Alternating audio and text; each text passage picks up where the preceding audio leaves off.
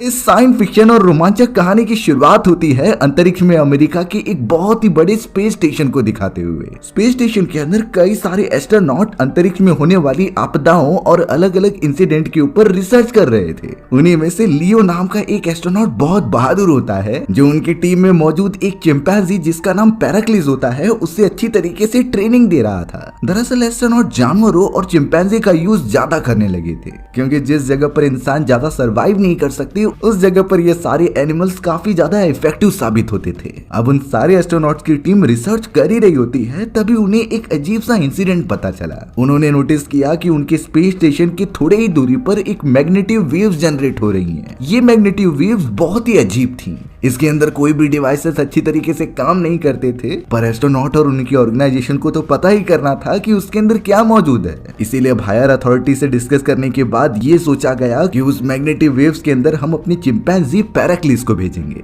क्योंकि अगर कोई इंसान को भेजा गया और वो स्पेसशिप वापस नहीं आया तो उसकी जान चली जाएगी। यहाँ साफ साफ दिखाई दे रहा था कि किस तरीके से इंसान जानवरों की जान को कम अहमियत देते थे। अब इन सारे डिसीजन से लियो बिल्कुल भी राजी नहीं होता, क्योंकि इस इंसिडेंट में पैराक्लिस की जान को खतरा हो सकता है। पर बाकी क्रूमेट्स इसके बारे में नहीं सोच रहे थे। उन्हें सिर्फ इतना जानना था कि वो मैग्नेटिक वेव्स के अंदर है क्या और वो आखिरकार किस चीज से बना हुआ है। देखते ही देखते यहाँ उस चिंपैंजी पैराक्लिस के लिए एक छोटा सा एस्केपिंग पॉड बनाया गया। वो एस्केपिंग पॉड अब थोड़े ही समय में ट्रांसफर कर दिया जाता है उस मैग्नेटिक फील्ड एकदम बीचों बीच। थोड़े समय तक तो पैराक्लिस एकदम नॉर्मल रहता है और उसके एस्केपिंग पॉड के सिग्नल्स लगातार स्पेस स्टेशन में मिल रहे थे, लेकिन थोड़े ही देर में अचानक उसकी सिग्नल्स ब्रेक होने लगे।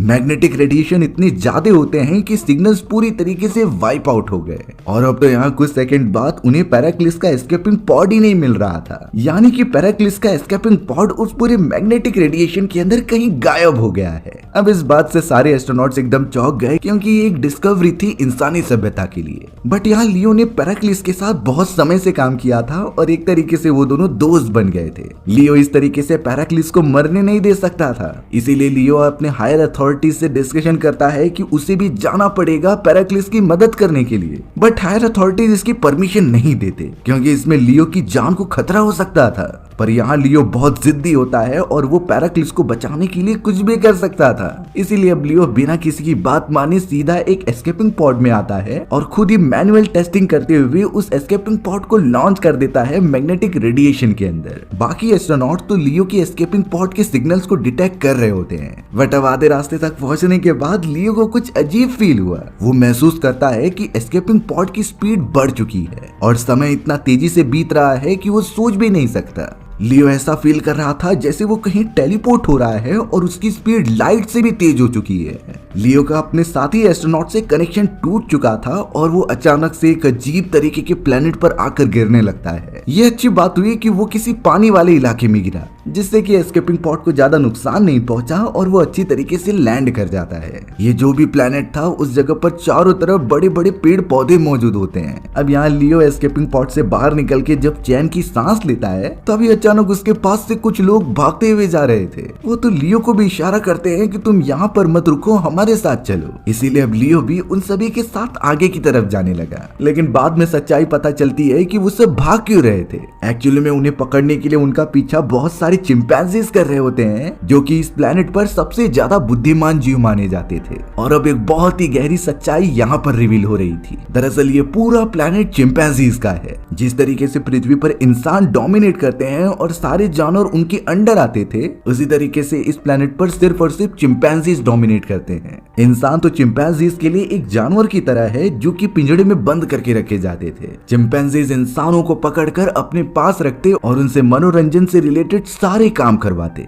इसी तरीके से कई सारे चिंपैंजी सोल्जर्स उन लोगों को पकड़ लेते हैं और इवन उनके साथ लियो भी शामिल हो चुका था। सभी इंसानों को जबरदस्ती पकड़कर वो एक पिंजड़े में बंद करके अपने सरदार के पास लेकर जाते हैं। हमें तो उस सरदार के कबीले को दिखाया गया है जहाँ पर सारे के सारे चिंपैंजीज ही मौजूद थे।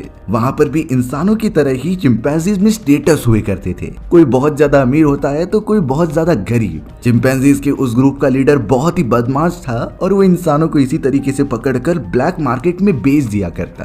पूरी तरीके से इंसानों को पिंजड़े में बंद किया गया था और उसी में लियो भी फंसा होता है। यानी कि उन सभी की हालत एनिमल से भी बदतर हो चुकी थी। लियो को यहाँ जाकर रियलाइज हो रहा था कि किस तरीके से पृथ्वी पर एनिमल्स को लगता होगा। इंसान जैसे बहुत सारे एनिमल्स को जू के अंदर कैद करके रखते हैं, तो अब शायद इस प्लेनेट पर इंसानों की बारी है जू और जेल के अंदर बंद रहने की। यही कड़वा सच लियो को उस प्लेनेट पर रियलाइज हो रहा था। अब हमें उन सारे चिंपैंजीज के कबीले के पास एक फीमेल चिंपैंजी दिखाई जाती है जिसका नाम ईरी था। ईरी भी उन सारे कबीलों में शामिल होती है, लेकिन वो इंसानों के प्रति अलग बिहेव करती थी। ईरी को तो इंसानों के ऊपर जुल्म करना बिल्कुल अच्छा नहीं लगता था, लेकिन यहाँ ईरी की मजबूरी थी क्योंकि वो सभी सरदार के अंडर काम करते थे। अगर सरदार से उन्होंने बगावत कर दी तो वो अपनी सेना के साथ उन्हें मार देगा। लेकिन ईरी फिलहाल के लिए अपने उस लीडर से कहकर इन सारे पकड़े गए इंसानों को एक दूसरी जगह पर रखवा देती है, क्योंकि सरदार का मानना था कि जितने भी इंसान मिले उन्हें पूरी तरीके से खत्म कर दो। लेकिन ईरी ने उन्हें बचा लिया था और दूसरी जगह पर कैद करके रखे थे।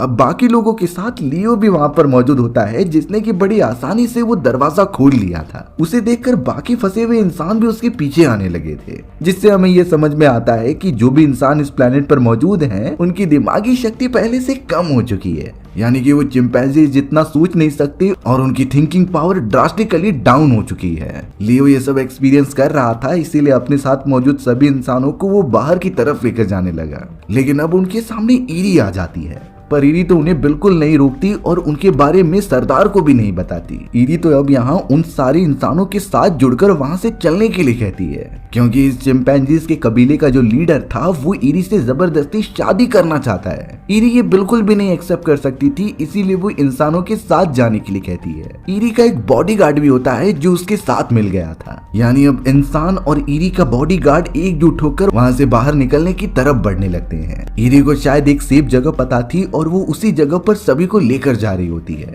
थोड़े समय के अंदर चिंपैंजीज के लीडर को ये बात पता चल चुकी थी कि सभी इंसान और ईरी वहां से भाग चुके हैं। इस बात से वो बहुत ज्यादा गुस्सा होता है और अपने सारे सैनिकों को बोलकर वो उन्हें जल्द से जल्द ढूंढने के लिए कहता है। लीडर को इस सिचुएशन में नहीं समझ में आ रहा था कि वो किस तरीके से उन्हें जल्द से जल्द पकड़े और इंसानों को काबू करे। इसीलिए अब लीडर सीधा अपने फादर के पास आता है जो बहुत ही ज्यादा बूढ़े हो चुके थे। लीडर ने अपने फादर को सारी बातें बताई कि किस तरीके से इंसान भाग चुके हैं और मुझे उन्हें कंट्रोल करने के लिए कुछ ना कुछ तो करना ही होगा। तब जाकर उस लीडर के फादर एक ऐसी चीज उसे बताते हैं जो शायद इंसानों की कमजोरी थी। अपने फादर के कहने पर लीडर ने एक बहुत ही बड़े पॉट को तोड़ दिया जिसके अंदर से एक गन निकलती है। ये गन कई साल पहले इंसानों द्वारा ही बनाई गई थी। लीडर के फादर उसे समझाते हैं कि कई साल पहले पृथ्वी पर इंसानों का राज हुआ करता था और वो सब इन्हीं गन्स और मशीन का यूज करके हम पर डोमिनेट किया करते। लेकिन हम चिंपैंजीज की सभी प्रजातियों ने हार नहीं मानी और आखिरकार बगावत करके इन इंसानों की प्रजाति को खत्म ही कर दिया। यानी कि अब उस चिंपैंजी लीडर के पास वो गन मौजूद है जिससे कि वो किसी भी इंसान को शूट करके मार सकता है। उसके अंदर एक अलग ही कॉन्फिडेंस आ गया था, इसीलिए वो अपनी सेना के साथ आगे बढ़ने लगा उन्हें पकड़ने के लिए। वहीं हम लियो, ईरी और बाकी सारे इंसानों को देखते हैं जो अभी भी अपने रास्ते पर ही आगे बढ़ रहे थे। वो एरिया पूरी तरीके से डेजर्टेड था और दूर दूर तक कुछ दिखाई नहीं दे रहा होता।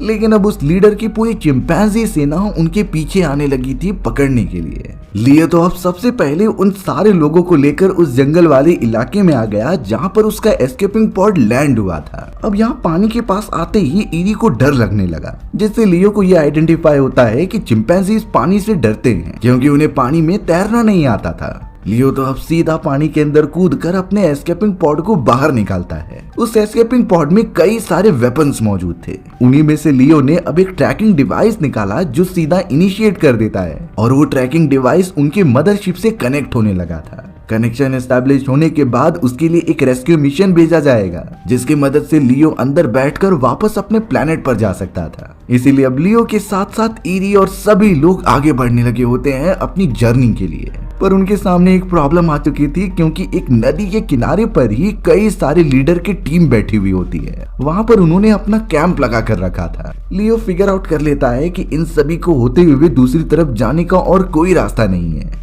इसीलिए उसने प्लान बनाया और रात के समय जब सारे चिंपैंजी सोए हुए थे तो उसने चिंपैंजीज का ध्यान भटकाने के लिए कई सारे कैंप के ऊपर आग लगा दी थी। इन सारी चीजों से लियो और उसके साथियों को भागने का मौका मिल जाता है और वो नदी क्रॉस करने लग जाते हैं। पर बीच रास्ते में ईरी को चोट लग गई थी और वो नीचे गिर गई होती है। बाकी चिंपैंजीज ईरी को पकड़ने आने ही वाले थे, पर लियो उसे अपने पीठ पर बिठाकर नदी पार करवा देता है। उस जगह पर तो चिंपैंजीज का वो जनरल भी मौजूद था, जो इन सभी को देखकर गुस्सा हो रहा होता है। सभी चिंपैंजीज पानी से डरते थे, इसीलिए वो दूसरी तरफ भी नहीं जा पाते। पर जनरल को इतना तो अंदाजा हो गया है कि वो सभी किस तरफ जा रहे हैं, इसीलिए अब उन चिंपैंजीज का जनरल दूसरे रास्ते से ट्रेवल करते हुए उनके पास पहुंचने के लिए कहता है। इस बार जैसे देखकर लग रहा था कि उन चिंपैंजीज के जनरल के पास कोई फुल प्रूफ प्लान है। लियो और उसके सभी साथी अपने डेस्टिनेशन की तरफ बढ़ने लगे थे। लियो तो अब अपने साथियों के साथ लगातार ट्रेवल करते हुए उस पोजीशन पर पहुंच चुका था जहां से उसे मेन स्पेसशिप के सिग्नल्स मिल रहे होते हैं। वो एक बहुत ही सुनसान और डेजर्टेड एरिया था जहां पर कोई दिखाई नहीं दे रहा होता, लेकिन आगे बढ़ने पर जहां से सिग्नल आ रहे थे उन्हें बहुत ही अजीब तरीके का स्ट्रक्चर दिखाई देता है। लियो जब ईरी और बाकी लोगों के साथ उस स्ट्रक्चर के अंदर जा रहा था तो उसे कुछ जाना पहचाना लग रहा होता है। बाकी सभी कबीले वाले लोग तो कह रहे थे कि ये हमारे पूर्वजों का मंदिर है जो कई सालों से यहाँ पर मौजूद है, लेकिन लियो को कुछ यहाँ पर जानी पहचानी चीजें लग रही होती हैं और जब वो उसे आइडेंटिफाई करने गया तब बाद में पता चलता है कि ये तो लियो का ही स्पेसशिप है जिसके अंदर वो अपने बाकी एस्ट्रोनॉट्स के साथ रिसर्च किया करता था। लियो को नहीं समझ रहा होता कि ये स्पेसशिप उससे पहले कैसे इस प्लैनेट पर पहुंच गई और उसकी इतनी बुरी हालत किसने कर दी। लियो को स्पेसशिप के अंदर मौजूद सारे सिस्टम्स के बारे में पता था और अब तक उसके फिंगरप्रिंट स्कैनर्स भी अच्छे तरीके से काम कर रहे होते हैं, जिससे कि वो स्पेसशिप का मेन कंट्रोल सिस्टम ओपन कर देता है। सारे सिस्टम धीरे धीरे एक्टिवेट होने लगे थे क्योंकि वो सोलर एनर्जी से चलते हैं। इस प्लैनेट पर सूर्य की किरणें बहुत अच्छी तरीके से पड़ रही थी और अब यहाँ सिस्टम के रिबूट होने के बाद लियो को अपने मेंबर्स का एक वीडियो रिकॉर्डेड मैसेज मिलता है। उस मैसेज के अंदर सारी चीजें अच्छी तरीके से बताई गई थी। लियो तो अपने मिशन लीडर की वीडियो को सामने देख रहा था जो बताते हैं कि जब लियो एस्केपिंग पॉड से मैग्नेटिक फील्ड के अंदर चला गया था तो उनकी टीम ने डिसाइड किया कि वो लियो की हेल्प करने के लिए उसे ढूंढेंगे और वहां मैग्नेटिक फील्ड में जाएंगे। लियो जब अपने एस्केपिंग पॉड में बैठकर उस मैग्नेटिक फील्ड के अंदर जाता है तो वो किसी अनजान तरीके से फ्यूचर में ट्रेवल करने लगा था। रिजल्ट ये निकलता है कि लियो टाइम ट्रेवल करके काफी साल आगे पहुंचा उस प्लैनेट के ऊपर। लेकिन जब लियो के बाकी साथी अपनी स्पेसशिप से मैग्नेटिक फील्ड के अंदर आए तो वो सभी फ्यूचर में ना ट्रेवल करने के बजाय प्रेजेंट में ही रहते हैं और प्रेजेंट वाले टाइम में ही उस प्लैनेट के ऊपर लैंड करते हैं। यानी जब लियो उस प्लैनेट पर लैंड हुआ था तब तक कई साल पहले उनके साथियों की स्पेसशिप उस प्लैनेट पर मौजूद थी और वो तब तक मर भी चुके थे। यही रीजन होता है कि स्पेसशिप की हालत इतनी बेकार हो गई थी। यहाँ जब कई साल पहले लियो के वो सारे साथी प्लैनेट पर लैंड हुए थे तो वहाँ सिर्फ चिंपैंजीज रहा करते। धीरे धीरे उन सारे इंसानों की डेवलपमेंट होने लगा और वो वापस चिंपैंजीज में कन्वर्ट होने लगे।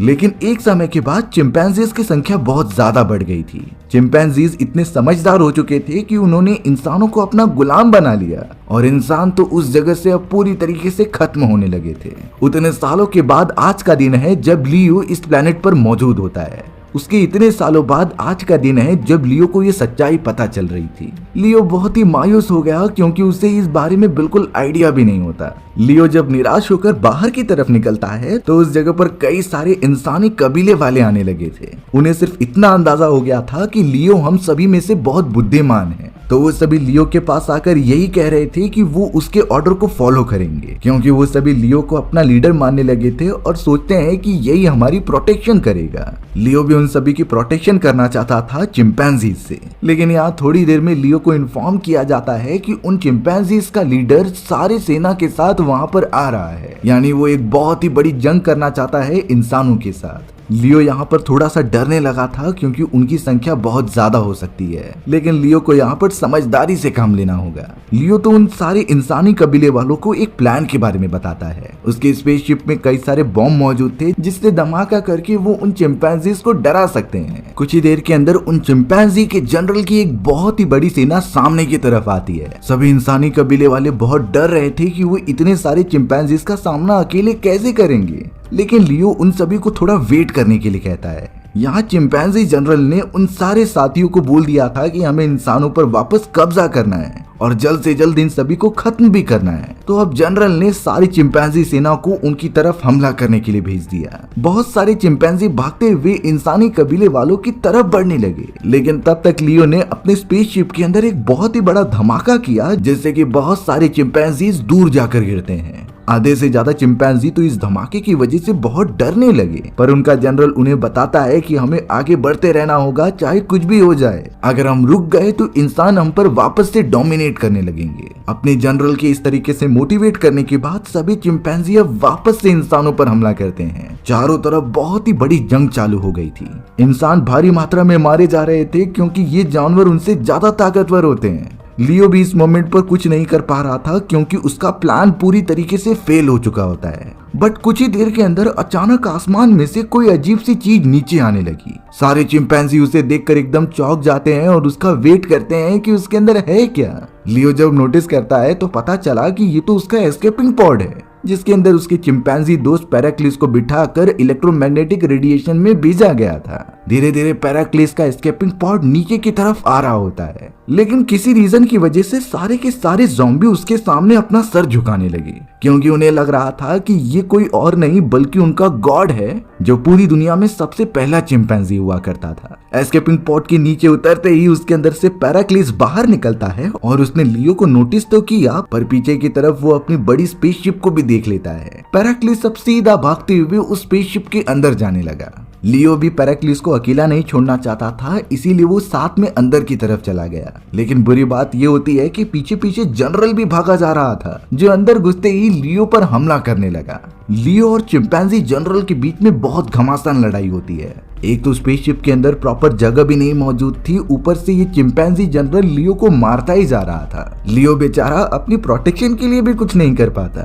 उस पूरे प्रोसेस में पैराक्लिस भी लियो की मदद करता है जनरल से लड़ने में, पर जनरल ने पैराक्लिस को उठाकर दूर फेंक दिया था। पैराक्लिस को इसमें बहुत ज्यादा चोट लगती है और वो तो घायल हो चुका था। अब लियो ने अपनी एक गन निकाली और सीधा जनरल के ऊपर शूट करने लगा। जनरल को कुछ लेजर बुलेट्स लगती भी हैं, लेकिन उसकी स्पीड ज्यादा थी, इसीलिए वो लियो के ऊपर हमला करके उसकी गन दूर फेंक देता है। जनरल को उसके फादर ने इस गन के बारे में पहले ही बताया था, जिससे कि इंसान हम पर राज किया करते, इसीलिए जनरल तुरंत ही लियो की उस गन को लेने के लिए आगे बढ़ जाता है। उसके हाथ में गन होने के बाद जनरल यही सोच रहा था कि उसे कोई हरा नहीं सकता। जब तक ये उसके पास है वो लियो को मार देगा और किसी भी इंसान को छोड़ेगा नहीं। पर यहाँ लियो ने नोटिस किया कि जनरल जिस चैम्बर में मौजूद है वो तो एक कंट्रोल सेंटर है। लियो बड़े चालाकी से ऊपर उठता है और अपने फिंगरप्रिंट की मदद से उस कंट्रोल रूम का दरवाजा ही बंद कर देता है। चिंपैंजी का जनरल लगातार गन की मदद से फायर कर रहा था, पर ग्लास की वजह से उसे कुछ होता नहीं। यानी कि अब चिंपैंजी का जनरल चाहे कुछ भी कर ले, उस कंट्रोल रूम से बाहर नहीं निकल सकता। लियो अब बाकी सभी के साथ बाहर आ जाता है। उन्हें बहुत खुशी हो रही थी कि उन सभी ने चिंपैंजीज को हरा दिया है और अब इस प्लेनेट के ऊपर सिर्फ और सिर्फ इंसान डोमिनेट करेंगे। एस्केपिंग पॉड को देखकर लियो ने यही सोचा कि वो इसके अंदर बैठकर अपने पृथ्वी पर वापस चला जाएगा। हालांकि यहाँ पैराक्लिस भी लियो के साथ जाने के लिए कह रहा था, लेकिन लियो ने मना कर दिया, क्योंकि ये प्लेनेट पैराक्लिस के फैमिली मेंबर्स का ही है और वो यहाँ पर बहुत अच्छी तरीके से रहेगा। ईडी तो यहाँ पर वादा करती है कि वो पैराक्लिस का ख्याल रखेगी, जिस वजह से लियो बिना किसी टेंशन के अपने एस्केपिंग पॉड में बैठता है और सीधा निकल पड़ता है अंतरिक्ष की तरफ। लॉन्च होने पर उसने टारगेट सेट कर लिया था इलेक्ट्रोमैग्नेटिक रेडिएशन का, जिसके बीचों बीच अब वो वापस से ट्रेवल करने लगा। लियो अपने एस्केपिंग पॉड में बैठकर सीधा अब टाइम ट्रेवल वापस से करने लगा, जो कि अब इतने फ्यूचर में आने के बाद वापस पास्ट में जाने लगता है। धीरे धीरे अब लियो टाइम में पीछे जाने लगा, जो प्रेजेंट समय के अंदर पहुंच जाता है और अब उसका एस्केपिंग पॉड सीधा एनवायरनमेंट से ट्रेवल करते हुए पृथ्वी पर लैंड हो रहा था। लियो इस बात से खुश हो गया होता है कि आखिरकार वो प्रेजेंट टाइम वाले पृथ्वी पर पहुंच ही गया। पर जब वो बाहर निकल रहा था तो उसने एक बहुत ही चौंका देने वाली चीज देखी। जिस जगह पर अब्राहम लिंकन की मूर्ति मौजूद होनी चाहिए थी, वहां पर जनरल की मूर्ति होती है। लियो की आंखें खुली की खुली रह गई थी कि आखिरकार इस प्लेनेट पर हो क्या रहा है। थोड़ी देर के अंदर कई सारे पुलिस ऑफिसर्स वहां पर जमा हो गए थे, क्योंकि लियो ने इलीगल एंट्री ली होती है। पर लियो बाहर आकर जब उन पुलिस ऑफिसर्स को देख रहा था तो वो कोई इंसान नहीं थे, बल्कि वो भी चिंपैंजीज होते हैं। यानी अब इस पूरे प्लेनेट पर चिंपैंजीज का ही राज है। ये सारी चीजें कैसे पॉसिबल हो पा रही थी, लियो को बिल्कुल नहीं समझ रहा था, पर वो इतना समझ जाता है कि ये चिंपैंजीज उसे छोड़ने नहीं वाले। एक पॉसिबिलिटी ये हो सकती है कि लियो जब उस इलेक्ट्रोमैग्नेटिक फील्ड के अंदर गया था तो वो एक ऐसे अलग यूनिवर्स में पहुंच गया जहां पर पृथ्वी इंसानों के नहीं बल्कि चिंपैंजीज के कब्जे में होती है। चिंपैंजीज ने एकजुट होकर इंसानों को डोमिनेट करने से रोक लिया और खुद एकदम ऊपर लेवल पर आकर बैठ गए। या तो शायद ये भी हो सकता है कि उन चिंपैंजीज के जनरल जो कि स्पेसशिप के अंदर कैद हुए थे वो आजाद हो गए और चिंपैंजीज कभी इंसानों के अंडर आए ही न हो। हमारी कहानी इसी तरीके से खत्म हो जाती है। आपको इस पॉसिबिलिटी के बारे में क्या लगता है कमेंट सेक्शन में जरूर बता देना। और अगर आपको मेरा एक्सप्लेनेशन 1% भी अच्छा लगा होगा ना तो वीडियो को लाइक एंड चैनल को सब्सक्राइब जरूर कर देना। मिलते हैं इसी तरीके की मजेदार और रोमांचक कहानियों में, तब तक के लिए बाय बाय। इस साइंस फिक्शन कहानी की शुरुआत होती है एलेक्स नाम की एक लड़की को दिखाते हुए जो कि सिटी के अंदर अपने भाई और अपनी मदर के साथ रहा करता था। एलेक्स को तो वीडियो गेम्स खेलना बहुत पसंद होता है और सिटी के अंदर तो एक बहुत बड़ा गेमिंग पार्लर भी था। एलेक्स अपने दोस्तों के साथ जब भी टाइम मिलता वहाँ पर वीडियो गेम्स खेलने चला जाता। लेकिन इस समय एलेक्स बहुत ही उदास है क्योंकि जिस यूनिवर्सिटी में उसने अप्लाई किया था उन्होंने उसका एप्लीकेशन रिजेक्ट कर दिया है। इस बात से एलेक्स का दिमाग बहुत ही ज्यादा खराब होने लगा क्योंकि उसकी फैमिली वालों की उससे बहुत ज्यादा एक्सपेक्टेशन थी।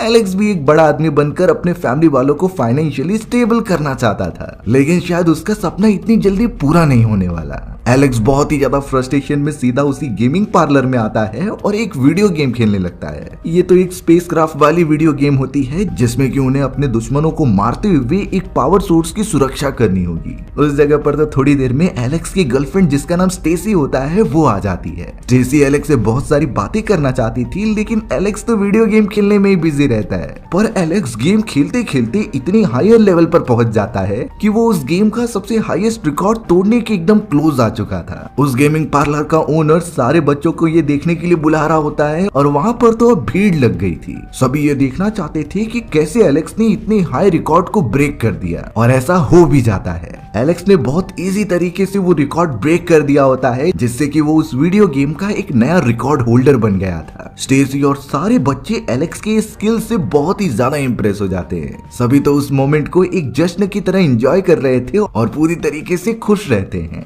अब एलेक्स जब सभी को छोड़कर अपने घर की तरफ जा रहा था तभी रास्ते में एक हाईटेक कार रुकती है। उस हाईटेक कार के अंदर कोई आदमी एलेक्स को बुलाकर पूछ रहा था कि उस वीडियो गेम का सबसे हाई रिकॉर्ड किसने ब्रेक किया। एलेक्स उन्हें हंसते हुए बताता है कि मैंने उस रिकॉर्ड को ब्रेक किया है। तब जाकर वो आदमी एलेक्स को समझाने लगा कि वही उस गेम का क्रिएटर है, यानी उस अनजान आदमी ने ही गेम का निर्माण किया था। अब वो आदमी एलेक्स से कहने लगा कि तुम एक हायर रिकॉर्ड ब्रेकर हो तो तुम्हें इस गेम का प्राइज मनी मिलेगा। इसीलिए अब वो आदमी एलेक्स को अपनी कार के अंदर बिठा लेता है। एलेक्स को बिल्कुल अंदाजा नहीं कि ये एक डिसीजन उसकी लाइफ चेंजिंग मोमेंट है। वो तो सीधा उस आदमी के साथ कार में बैठकर निकल गया। अब वो अनजान आदमी अपनी कार को लेकर एक टनल में आता है और अपनी कार की स्पीड बहुत ही ज्यादा कर लेता है। थोड़ी देर में पता चला कि वो कोई कार नहीं है बल्कि एक स्पेसशिप है जो जमीन में ना उड़ते हुए सीधा आसमान की तरफ निकल गई थी। एलेक्स तो अपनी सीट पर बैठा ही रह जाता है और वो समझ नहीं पाता कि कब वो अंतरिक्ष में पहुंच गया। चारों तरफ प्लैनेट और अपनी पृथ्वी को देखकर तो एलेक्स की आंखें खुली रह जाती हैं।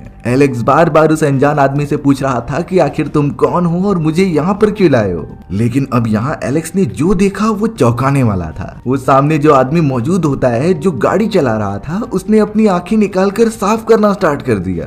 थोड़ी देर बाद जब एलेक्स उस आदमी को बुलाता है तो उस आदमी का असली चेहरा दिखाई देने लग जाता है, यानी कि वो कोई इंसान नहीं बल्कि एक एलियन है जो शायद किसी एडवांस सिविलाइजेशन से बिलोंग करता है। अब वो एलियन एलेक्स को सारी बातें बताते हुए अपने प्लैनेट की तरफ लेकर जाने लगा। एलियन एलेक्स को कहता है कि तुम जिस तरीके से वो वीडियो गेम पृथ्वी पर खेलते हो उसके अंदर मौजूद सारी चीजें हमारे प्लैनेट पर एकदम रियल हैं। हमें भी अपने पावर सोर्स की सुरक्षा करनी होती है दुश्मनों से। और एलेक्स ने तो उस वीडियो गेम में महारत हासिल कर ली है तो वो चाहते हैं कि एलेक्स उनकी टीम में आकर मदद करे। वो अलग ही सिविलाइजेशन का एलियन एलेक्स को सीधा लेकर अपने प्लैनेट की तरफ आ जाता है। उस प्लैनेट पर तो अजीबो गरीब तरीके के क्रिएचर्स मौजूद थे। हर एक एलियंस को एक अच्छी टीम बनाने के लिए अलग अलग प्लैनेट से चुना गया होता है। वहाँ पर जाने पर एलेक्स की मुलाकात कुछ एलियन साथियों और उनके कमांडर से होती है। ये एलियन कमांडर तो उन सभी को एक प्लान के बारे में बता रहा था और उन्हें मोटिवेट कर रहा था। सारे एलियन मेंबर्स एकदम से खुश होकर चीयर करने लग जाते हैं जैसे कि वो सभी एक परफेक्ट टीम हो। एलेक्स के पास कोई भी ऑप्शन नहीं था कि वो वापस अपने पृथ्वी पर जा सके। उसे तो यहाँ पर मौजूद सारे एलियंस के साथ जंग में शामिल होना पड़ेगा और अपना कंट्रीब्यूशन देना पड़ेगा। वो इन्वेंटर एलेक्स को सारे रूल्स एंड रेगुलेशन समझाता है कि तुम सभी को क्या करना है। यानी कि एलेक्स को समझ गया था कि ये जितने भी एलियंस हैं वो अलग अलग पृथ्वी से वही गेम खेल कर आए हैं। इन्वेंटर ने जानबूझकर सेम टाइप की सिचुएशन को गेम के अंदर इंक्लूड किया था और जो प्लेयर्स इस गेम को क्लियर करते हैं और काफी ज्यादा हाई स्कोर बनाते हैं तो इन्वेंटर उन सारे प्लेयर्स को स्टार फाइटर पर लेकर आ जाता था, क्योंकि इन सारे प्लेयर्स के अंदर कैपेबिलिटीज हैं इस वीडियो गेम की तरह रियल लाइफ में भी दुश्मनों को हराने के लिए। अब थोड़ी ही देर में उनके यहाँ पर जोर नाम के एक विलेन का होलोग्राम आता है। जोर इस पूरी टीम के कमांडर का ही बेटा हुआ करता था, लेकिन जोर ने अंतरिक्ष में मौजूद एक खतरनाक विलेन जिसका नाम आर्माडा होता है उसके साथ हाथ मिला लिया था। यानी कि जोर और आर्माडा एक हो गए थे और उनका मेन मिशन था स्टार फाइटर ऑर्गेनाइजेशन को पूरी तरीके से खत्म करना। जोर की बहुत बड़ी टीम स्टार फाइटर स्पेसशिप के काफी करीब पहुंच चुकी थी और वो उनके ऊपर हमला करने के लिए तैयार होते हैं। इस बात के बारे में कमांडर और किसी को भी ज्यादा जानकारी नहीं थी। वहीं हमें जोर की स्पेसक्राफ्ट में दिखाया गया जिसने अपने कई सारे सोल्जर्स को स्टार फाइटर स्पेसशिप पर हमला करने के लिए कहा। वो तुरंत ही अपने हाईटेक गैजेट्स के साथ स्टार फाइटर स्पेसशिप पर हमला कर देते हैं। थोड़ी ही देर में स्टार फाइटर्स के पूरे सिस्टम्स खराब हो चुके थे। वहाँ बहुत ही बड़े धमाके होने लगे जिससे कई सोल्जर्स की जानें चली जाती हैं। लेकिन इन्वेंटर सही सलामत एलेक्स को लेकर वहाँ से निकल गया था। एलेक्स ने तो इन्वेंटर को साफ कह दिया कि वो इन चीजों के लिए तैयार है ही नहीं, इसीलिए सबसे अच्छा यही होगा कि वो उसे वापस पृथ्वी पर छोड़ दे। इन्वेंटर एलेक्स की बात समझ गया था, इसीलिए वो अपनी कार लेकर सीधा मुड़ जाता है पृथ्वी की तरफ। पृथ्वी पर आने के बाद एलेक्स उसे तुरंत ही छोड़कर जाने लगा, लेकिन इन्वेंटर जाते हुए एलेक्स को एक बटन देता है। इन्वेंटर का मानना था कि अगर एलेक्स को वापस आना हो हमारे पास तो इस बटन को दबा दे, इससे एलेक्स की लोकेशन का उसे पता चल जाएगा। एलेक्स ने सोच लिया था कि वो नॉर्मल लाइफ जिएगा और इस बटन को दबाएगा ही नहीं। एलेक्स सीधा चला जाता है अपने घर की तरफ जिससे कि वो अपने फैमिली वालों से मिल सके। पर अपने कमरे में इंटर करने के बाद एलेक्स चौंक गया था, क्योंकि कमरे में एलेक्स का डुप्लीकेट मौजूद होता है और ये डुप्लीकेट्स एलेक्स की जगह पर उसकी लाइफ जी रहा था। बाद में पता चला कि ये एलेक्स का ही एक बहरूपिया है जो कि एक एंड्रॉइड रोबोट है और एलेक्स यहाँ से चला गया था तो इन्वेंटर ने उसकी जगह पर इस एंड्रॉइड रोबोट को रख दिया, जिससे एलेक्स की एब्सेंस में कोई भी उसके लिए परेशान न हो।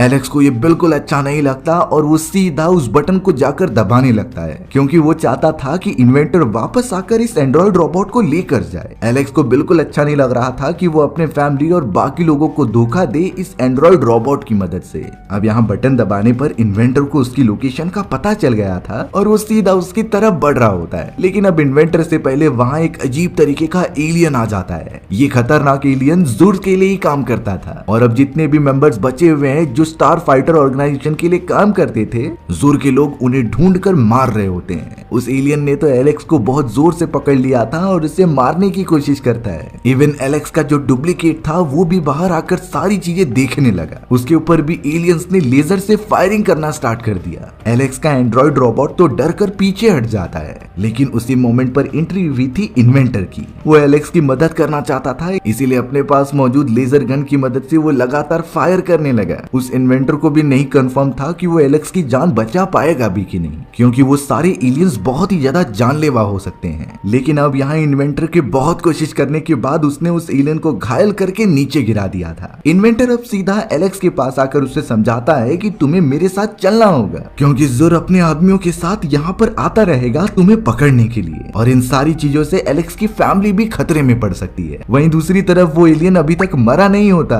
और अब वो अपने लेजर बीम से इन्वेंटर के ऊपर हमला कर देता है। इन्वेंटर को बॉडी पर काफी चोट लग गई थी, पर उसने अपनी बची हुई लेजर गन की मदद से एलियन को पूरी तरीके से खत्म किया। इन्वेंटर तो एलेक्स को समझाने लगा कि मुझे तुम्हारी प्रोटेक्शन करनी होगी, इसीलिए अब एलेक्स भी राजी हो जाता है इन्वेंटर के साथ जाने के लिए। पृथ्वी पर तो एलेक्स का एंड्रॉइड रोबोट उसकी जगह लेकर सारी चीजें संभाल लेगा, तो एलेक्स को अपने फैमिली की कोई टेंशन लेने की जरूरत नहीं। इन्वेंटर अब सीधा एलेक्स को एक बहुत ही बड़े प्लेनेट की तरफ लेकर चला जाता है जहां उसके सभी सोल्जर्स रहा करते थे। लेकिन वहां पहुंचते पहुंचते इन्वेंटर इतना घायल हो चुका था कि उसकी मृत्यु हो जाती है।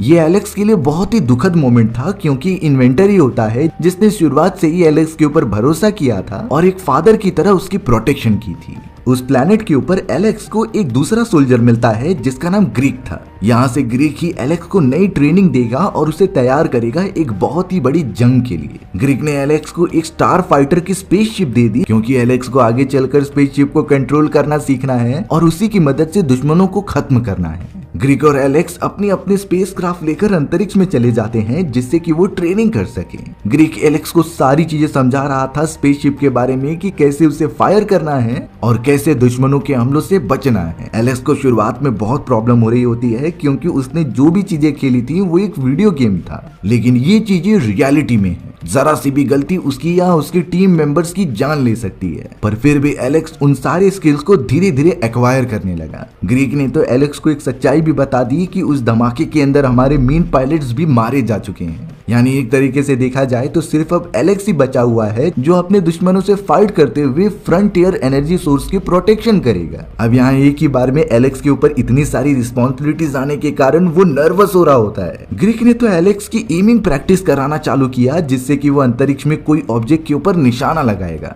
चौंकाने वाली बात ये होती है कि उस मोमेंट पर भी एलेक्स का निशाना एकदम सटीक होता है, यानी वो किसी भी ऑब्जेक्ट पर बहुत बारीकी से देखता था और उस पर निशाना लगाता था। देखते ही देखते एलेक्स ने अपना ट्रेनिंग सेशन कंप्लीट कर लिया जिससे कि ग्रीक भी अब बहुत ज्यादा इंप्रेस हो जाता है। वो दोनों काफी नए स्किल सेट सीखने के बाद वापस जा रहे होते हैं, पर तभी ग्रीक को फ्रंटियर एनर्जी सोर्स के आसपास एक स्पेसक्राफ्ट दिखाई देता है। अब अपने एआई सिस्टम के पूछने के बाद भी वो उस अनजान स्पेसक्राफ्ट के बारे में कुछ बता नहीं रहा था, जिससे कि अब एलेक्स और ग्रीक समझ गए होते हैं कि ये जरूर ज़ूर या फिर अर्माडा के लोगों की स्पेसक्राफ्ट होगी जो जरूर यहाँ पर इन्वेस्टिगेशन करने आए होंगे। एलेक्स तो अब यहाँ ग्रीक की कमांड दिए बिना ही उस स्पेसक्राफ्ट का पीछा करने लगा। दुश्मनों का स्पेसक्राफ्ट लगातार चट्टानों के अंदर होते हुए जा रहा था जैसे कि उन्हें पता चल गया हो कि उनका पीछा किया जा रहा है। अब एलेक्स को जिस पॉइंट पर लगा कि वो निशाना लगा सकता है तो उसने तुरंत ही फायर कर दिया। ये निशाना सीधा उस दुश्मनों के स्पेसक्राफ्ट पर लग जाता है और वो वहीं पर डिस्ट्रॉय होकर मारे जाते हैं। ग्रीक तो एलेक्स की इस डिसीजन से काफी इंप्रेस हो चुका था क्योंकि ऐसे क्रिटिकल डिसीजंस तो काफी एक्सपीरियंस के बाद लिए जा सकते थे। बट सबसे बड़ी प्रॉब्लम ये हो जाती है कि वो दोनों ट्रेवल करते हुए उस लोकेशन में आ गए होते हैं जहाँ पर आर्माडा के लोगों के कई सारे स्पेसक्राफ्ट मौजूद थे और अब वो बहुत ही तेजी से बढ़ रहे होते हैं उनकी तरफ हमला करने के लिए। लेकिन एलेक्स उस मोमेंट पर भी घबराता नहीं है। उसके पास जो एमिंग स्किल्स थी वो उसी की मदद से उन स्पेसक्राफ्ट पर भी हमला करने लगा। ग्रीक भी इन सारी चीजों में एलेक्स का साथ देता है और दोनों एक अच्छे कोऑर्डिनेशन बिठाकर उन सारे स्पेसक्राफ्ट को डिस्ट्रॉय करने में कामयाब हो जाते हैं। उन दोनों ने मिलकर एक बहुत ही बड़े खतरे को साथ मिलकर खत्म कर दिया, जिसके बाद एलेक्स और ग्रीक वापस अपने प्लेनेट की तरफ बढ़ चलते हैं। ग्रीक को शॉकिंग बात ये लग रही थी कि जो काम वो एक टीम बनकर नहीं कर पाते थे वो एलेक्स और उसने ही मिलकर कर दिया। यानी सच में एलेक्स के पास काफी अच्छी स्किल्स मौजूद हैं जिससे कि वो आगे चलकर एक अच्छा सोल्जर बन सकता है। अब हमें यहाँ पृथ्वी की तरफ एलेक्स का डुप्लीकेट और उसकी गर्लफ्रेंड स्टेसी दिखाई जाती है। एलेक्स का डुप्लीकेट और स्टेसी एक दूसरे के साथ होते हैं और बहुत ही ज्यादा क्लोज आने की कोशिश करते हैं, पर स्टेसी यहाँ एलेक्स के साथ काफी सारी बातें करना चाहती थी और वो कर भी रही होती है। लेकिन थोड़ी ही देर बाद स्टेसी को शक होने लगा क्योंकि एलेक्स प्रॉपर आंसर नहीं दे रहा था। स्टेसी तो एलेक्स से पूछने लगती है कि तुम्हें आखिरकार हो क्या गया है। थोड़ी देर में ही एलेक्स का डुप्लीकेट जो एक एंड्रॉइड रोबोट था वो सारी सच्चाई स्टेसी को बताने लगा क्योंकि उसे झूठ बोलने के लिए प्रोग्राम नहीं किया गया था। एलेक्स का डुप्लीकेट स्टेसी से कह देता है कि असली एलेक्स तो अंतरिक्ष में मौजूद है जो एक बड़ी जंग लड़ने जा रहा है, वहीं उसके एब्सेंस में मुझे यानी कि एंड्रॉइड रोबोट को उसकी जगह पर रखा गया था। स्टेसी शुरुआत में एलेक्स की किसी भी बातों पर भरोसा ही नहीं करती। हमें अब थोड़ी ही दूरी पर एक आदमी दिखाया जा रहा था जो स्टेसी और एलेक्स की बातें सुन रहा होता है। ये कोई और नहीं बल्कि ज़ूर का ही मेंबर था जो इंसानी रूप में होता है। जब उस मेंबर को पता चल गया कि असली एलेक्स अंतरिक्ष में मौजूद है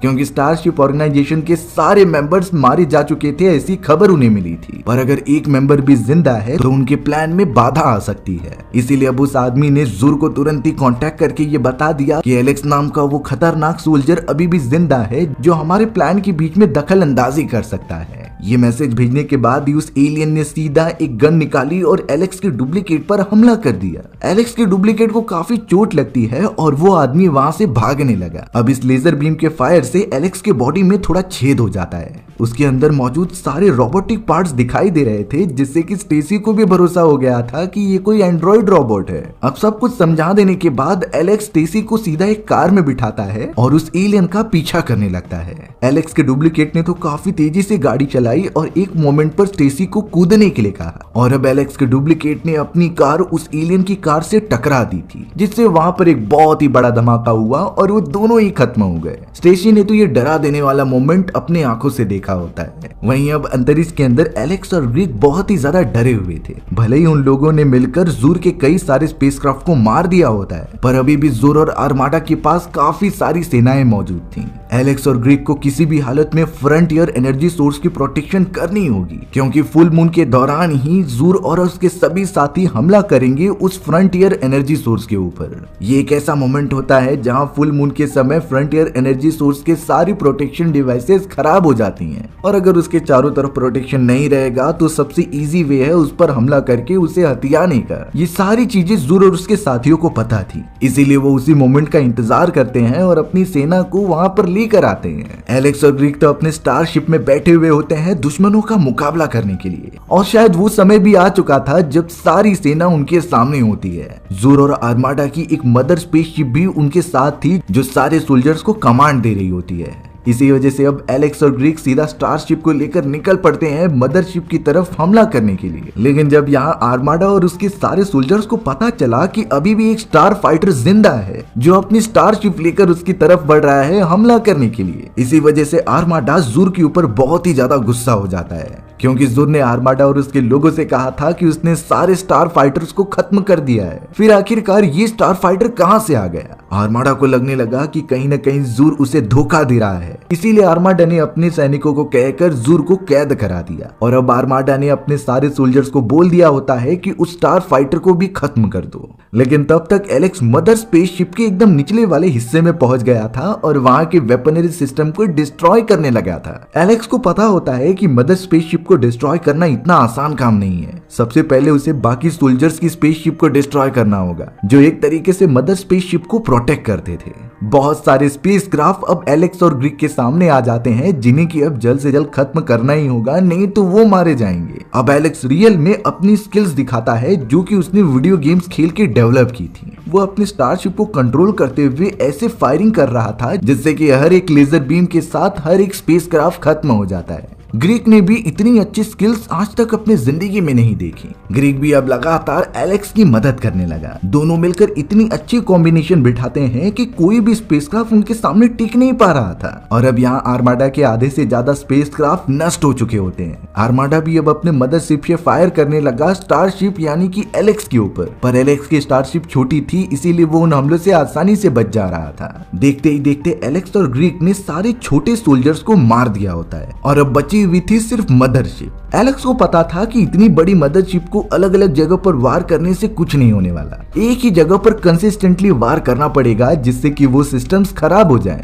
एलेक्स को यह अंदाजा था कि मदरशिप में जो भी सिस्टम्स होते हैं वो इंटरकनेक्टेड थे। एक सिस्टम अगर फेलियर हो जाएगा तो बाकी को कमांड नहीं मिल पाएंगे और धीरे धीरे ये चेन रिएक्शन बढ़ता ही चला जाएगा। वो अपने सारी थियरी की चीजें अप्लाई कर रहा था और मदरशिप को एक ही जगह पर डैमेज करता है। एलेक्स का ये प्लान बहुत ही अच्छी तरीके से कामयाब हुआ। आर्माडा की वो मदर स्पेसशिप अब कुछ नहीं कर पाती और वो सीधा आउट ऑफ कंट्रोल होकर एक प्लैनेट पर जाकर गिरती है। आर्माडा के कई सारे सोल्जर्स उस पूरे प्रोसेस में मारे गए। एलेक्स और ग्रीक ने तो मिलकर उस पूरी फ्रंटियर एनर्जी सोर्स की प्रोटेक्शन की होती है जिससे कि उनके लोगों का एनर्जी कंजम्पशन चलता था। उन दोनों के लिए ये बहुत प्राउड मोमेंट होता है क्योंकि उन्होंने अपने सिविलाइजेशन की सुरक्षा की। अब यहाँ उन्हें लगने लगा था आर्माडा और उसकी पूरी टीम खत्म हो चुकी है, पर उन्हें अंदाजा नहीं कि जुर सही समय पे स्पेसक्राफ्ट से बाहर निकल गया था जिसके पास शायद एक बहुत ही अलग प्लान है जो इन सभी को डिस्ट्रॉय कर सकता है। फिलहाल के लिए एलेक्स और ग्रीक अपने कमांडर से मिलते हैं जो बहुत ज्यादा खुश थे अपनी सिविलाइजेशन को सेफ पाकर। फ्रंटियर एनर्जी सोर्स भी एकदम सुरक्षित था तो उन्हें कोई टेंशन लेने की जरूरत नहीं। कमांडर तो स्पेशली एलेक्स को थैंक्स कह रहा था क्योंकि उसके इतने सारे अच्छे स्किल्स की वजह से ही वो ये जंग जीत पाए हैं। कमांडर बता रहे थे कि भले ही हमारे सारे स्टारशिप वॉरियर्स बहुत कम हो चुके हैं, लेकिन अगर एलेक्स आने वाली जनरेशन को अच्छी तरीके से ट्रेनिंग देगा तो हम अपनी आर्मी वापस से खड़ी कर सकते हैं। अब एलेक्स का मन कर रहा था कि वो अपने फैमिली के पास वापस जाए और एक नॉर्मल जिंदगी गुजारे, लेकिन कमांडर उसे एक शॉकिंग न्यूज देता है कि ज़ुर अभी भी जिंदा है और यहाँ से भाग चुका है। हो न हो वो तुम्हारे पीछे जरूर आएगा और तुम्हारी फैमिली को भी चोट पहुंचाने की कोशिश करेगा। तब तक हमें स्टारशिप ऑर्गेनाइजेशन के साथ जुड़कर उसे ढूंढते रहना होगा। इसी वजह से कमांडर एलेक्स से रिक्वेस्ट करने लगी कि तुम यहीं पर रुककर हम सभी को गाइड करो। एलेक्स इस बारे में बहुत ज्यादा गहराई में सोचने लग जाता है कि वो इस सिचुएशन में क्या करे। तभी अचानक एलेक्स के सामने इन्वेंटर आ चुका था जो एकदम सही सलामत होता है। एलेक्स इन्वेंटर को देखकर बहुत ही ज्यादा खुश हो गया और उससे जाकर बात करने लगा। इन्वेंटर ने एलेक्स को बता दिया होता है कि किस तरीके से उसे बहुत ज्यादा चोट लगी थी, लेकिन स्टारशिप ऑर्गेनाइजेशन के अंदर ऐसी टेक्नोलॉजी मौजूद है जो मरे हुए को भी जिंदा कर सकती है और उसी टेक्नोलॉजी से हम बाकी वॉरियर्स को भी जिंदा कर देंगे। लेकिन अब चारों तरफ एलेक्स की इतनी बड़ी चर्चे होने लगे थे क्योंकि उसने अकेले ही ग्रीक के साथ मिलकर सारे दुश्मनों को हरा दिया था। आर्माडा अगर जिंदा रहता तो उनका पावर एनर्जी सोर्स खत्म हो जाता। सारे बचे हुए लोग एलेक्स के साथ मिलकर जश्न मनाने लगे होते हैं उस मोमेंट का। एलेक्स ने भी कमांडर और इन्वेंटर से ये प्रॉमिस कर लिया था कि वो यहीं पर रहेगा और आगे चलकर स्टारशिप ऑर्गेनाइजेशन को और स्ट्रॉन्ग बनाएगा। थोड़े समय के लिए एलेक्स अब ग्रीक के साथ चला जाता है पृथ्वी पर अपने फैमिली वालों से मिलने के लिए। एलेक्स का डुप्लीकेट तो मर चुका था, इसीलिए सभी बहुत परेशान हो रहे होते हैं। एलेक्स अब तुरंत ही स्पेसशिप से बाहर निकलता है और अपनी गर्लफ्रेंड स्टेसी के साथ साथ उसके सारे फैमिली मेंबर से मिलता है। पर इस तरीके से एलेक्स आसमान में से किसी स्पेसशिप में से उतर रहा है, इसकी एक्सपेक्टेशन उन्हें नहीं थी। एलेक्स यही कह रहा था कि मुझे एक एडवांस सिविलाइजेशन वालों ने चूज कर लिया है अपना लीडर बनने के लिए, पर उसके फैमिली मेंबर्स कोई भी बिलीव नहीं कर रहा था। थोड़ी देर में अब स्पेसशिप के अंदर से ग्रीक भी बाहर निकलता है जो एक एलियन था। अब उसे देखकर तो एलेक्स के सारे फैमिली मेंबर्स डरने लगे और सोचते हैं कि ये उनके ऊपर हमला करेगा, पर एलेक्स उन्हें सब कुछ अच्छे से समझाता है। अब एलेक्स टीसी से कहने लगा कि वो अब यहाँ नहीं रह सकता, उसकी असली जगह स्टारशिप ऑर्गेनाइजेशन में है जिससे वो सिविलाइजेशन की प्रोटेक्शन करेगा। इसीलिए अब यहाँ एलेक्स टीसी को भी कह रहा था कि वो उसके साथ चले और वहाँ पर उसके साथ जिंदगी गुजारे। बस टीसी इस तरीके से अपनी ग्रैंड मदर को छोड़कर नहीं जा सकती थी, उसकी सारी फैमिली यहाँ पर मौजूद है। एलेक्स ने तो स्टेसी को ज्यादा फोर्स नहीं किया और अब वो सीधा स्पेसशिप के अंदर आकर वहां से जाने की तैयारी करने लगा। स्टेसी को बहुत बुरा लगता है क्योंकि वो एलेक्स से काफी प्यार जो करती थी। तब स्टेसी की ग्रैंड मदर उसके पास आती है और उसे जाने की परमिशन दे देती है। अब से स्टेसी की ग्रैंड मदर एलेक्स के फैमिली के साथ ही रहेगी और अब इन चीजों के बाद स्टेसी एलेक्स के साथ जाने के लिए राजी हो जाती है। एलेक्स भी इस बात से खुश हो गया और दोनों ही स्पेसशिप के अंदर बैठ गए। ग्रीक तो स्पेसशिप को आसमान की तरफ लेकर जाने लगा जहाँ पर स्टेसी और एलेक्स अपने फैमिली मेंबर्स को गुड बाय कह रहे थे। वो दोनों एक लंबे सफर के लिए निकल जाते हैं डीप स्पेस में और हमारी भी ये एडवेंचरस कहानी यहीं पर खत्म हो गई। सो व्यूअर्स, आपको ये स्टोरी कैसी लगी कमेंट सेक्शन में बताना भूलना मत। और अगर आपको मेरा एक्सप्लेनेशन 1% भी अच्छा लगा होगा ना तो वीडियो को लाइक एंड चैनल को सब्सक्राइब जरूर कर देना। मिलते हैं इसी तरीके की मजेदार वीडियोस में, तब तक के लिए बाय बाय।